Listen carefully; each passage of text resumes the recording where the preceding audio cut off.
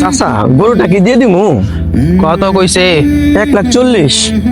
তা খরচ পড়ছে কেমন? তা খাওয়ালো 1,30,000 মতো। আইসা দেয়া দে। কি কও চাচা, গরুটা দিয়ে দিমু? আরে দেয়া দে, ওর পোলা রাখি কা শখ করছে আমার গৌড়া নিব, দেয়া দে। আচ্ছা তুমি যখন কইছো। ঠিক আছে। ও আমার আবার হাটে যেতে হইব, আমার কাজ আছে। আচ্ছা যা, দুপুরের আগে করে তোরাই দিস।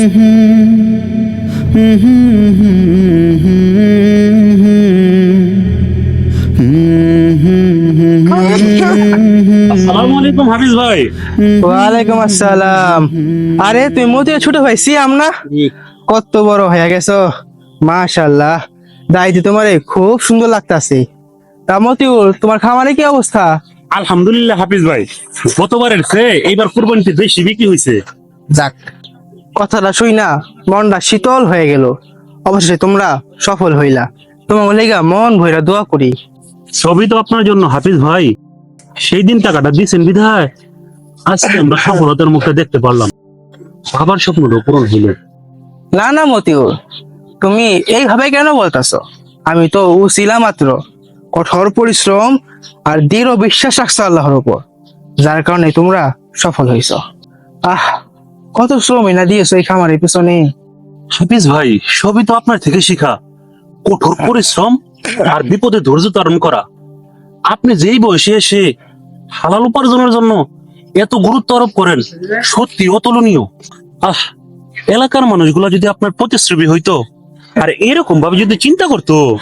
মতিউর, এইভাবে চিন্তা করলে তো আর জায়গা মতো টাকা রাখা মাসে 20% আর আসবো না, তাহলে কেমনি চলবো? ভালো আছেন হাফিজ ভাই? আমি না হয় ভালো আছি, কিন্তু মতলবটা কি মতলব মিয়া? কই মেলা দিলা, জায়গা মতো নাকি? আজকে তো মাসের প্রথম দিন। তেমন কিছু না, ছেলে ব্যাংকে কটা টাকা পাঠাইছে, আনতে যাইতাছি। ছেলে পাঠাইছে নাকি? আচ্ছা বাদ দাও, যাও নিয়ে আসো, টাকা যেহেতু পাঠাইছে। ঠিক আছে হাফিজ ভাই, আমি আসি তাহলে। বুঝছো মতিউর, মতলব মিয়া রে, কত বুঝাইলাম, এইগুলো ভালো না, টাকাটা ভালো কাজে লাগাও। তা বুঝলো না। আচ্ছা যাই তাহলে। ভাই একটা কথা বলি। হ্যাঁ হ্যাঁ, অবশ্যই বলো, কি বলবা সিয়াম? আমি শুনেছি যে কঠোর পরিশ্রম আর হালাল উপার্জনকারী ইবাদত আল্লাহ তাআলার কাছে সহজে কবুল হয়। আপনি সারা জীবন মানুষের উপকার করলেন, হালাল উপার্জনও করলেন, যদি ঠিক মতো সালাদটা আদায় করতেন। সিয়াম ঠিকই বলছে হাফিজ ভাই, নামাজটা কিন্তু পড়তে হইব, ফরজ ইবাদত। আহ, ঠিকই কইছ, নামাজটা পড়তে হইব। কিন্তু মতিউর, আমি তো সঠিকভাবে সূরা কেরাত জানি না, আমার নামাজ কি হইব? ভাই, সালাদ কবুল করার মালিক আল্লাহ তাআলা। আপনি যতটুক জানেন ততটুক দিয়ে নামাজ পড়েন। আমির হামজা তো খুব ভালো করে সূরা কেরাত জানে, ওর থেকে শিখে নিবেন। তাহলে হাফিজ ভাই, একটু পরে আসরের সালাত, চলেন আমরা মসজিদের দিকে যাই। আচ্ছা ঠিক আছে, তাহলে আজকে থেকে নামাজ পড়া শুরু করব। তাহলে আমি যাই, বাইর থেকে গোসলটা সাইরাহি। আচ্ছা তাহলে আইসেন কিন্তু মসজিদে। ঠিক আছে। আসসালামু আলাইকুম। ওয়ালাইকুম আসসালাম।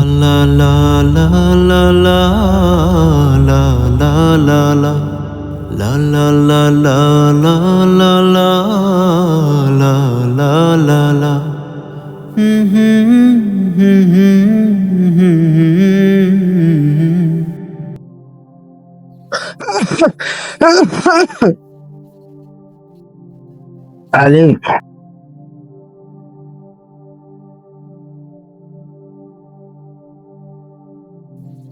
আমির হামজা, আমির হামজা।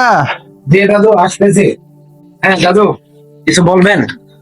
শোনো দাদু ভাই, আজকা থেকে তুমি আমার উস্তাদ।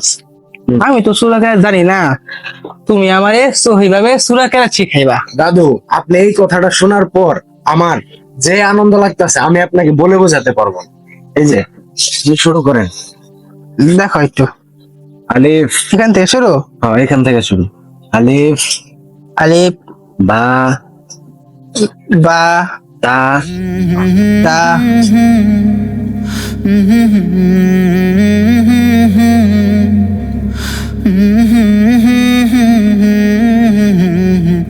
আমির হামজা, খেলতে যাবি না?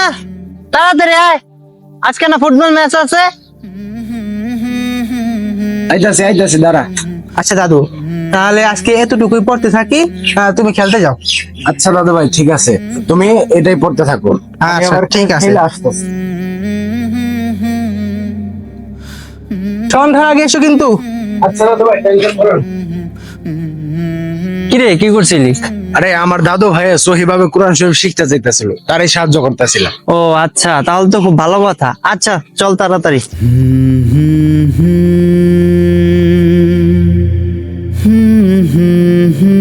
দেখ ছোট, হাফিজ ভাই কিভাবে মায়ের দৃষ্টিতে কিতাবটির দিকে তাকিয়ে আছে। দাওয়াতটা তাহলে কাজই লেগেছে। আসলে কোরআন এমন একটি কিতাব যে পড়ে নিঃস্বার্থ ভাবে তার ভালোবাসায় পড়ে যায় এবং দিলটাও নরম হয়ে যায়।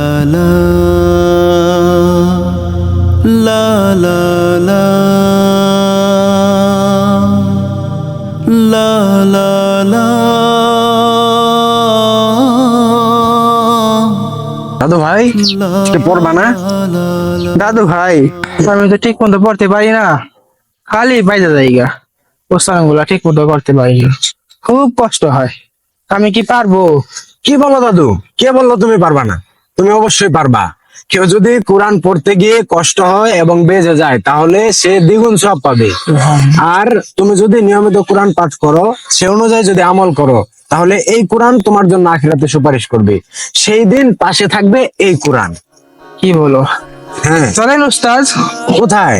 আরে শিষ্যটাকে পড়াবেন না? ও আচ্ছা, চলেন। আচ্ছা গনি ভাই, যাই তাহলে, আপনার কাজটা সারেন, ঠিক আছে? আচ্ছা চলো দাদু।